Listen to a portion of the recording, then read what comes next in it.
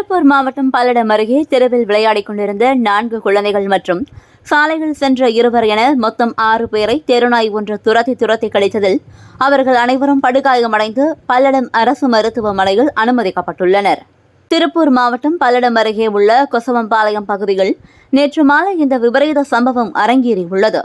இந்த சம்பவம் குறித்து பல்லடம் காவல்துறையினர் வழக்குப்பதிவு செய்து விசாரணை நடத்தி வரும் சூழலில் அப்பகுதி பொதுமக்கள் மத்தியில் பெரும் பயமும் பதற்றமும் நிலவி வருகிறது.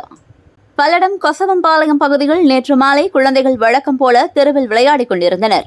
அப்போது அந்த பகுதிக்கு வந்த தெருநாய் ஒன்று திடீரென அங்குள்ளவர்களை அச்சுறுத்தும் வகையில் துரத்த தொடங்கியது.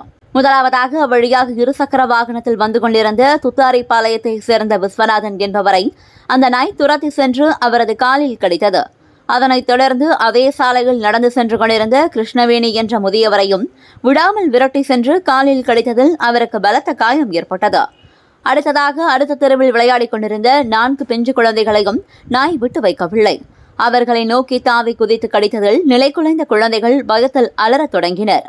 குழந்தைகளின் அலறல் சத்தம் கேட்டு ஓடி வந்த அங்கிருந்த பொதுமக்கள் உடனடியாக அந்த நாயை விரட்டிவிட்டு படுகாயமடைந்த குழந்தைகள் மற்றும் பெரியவர்கள் என 6 பேரையும் மீட்டு சிகிச்சைக்காக பல்லடம் அரசு மருத்துவமனைக்கு கொண்டு சென்று அனுமதித்தனர். அங்கு அவர்களுக்கு தீவிர சிகிச்சை அளிக்கப்பட்டு வருகிறது.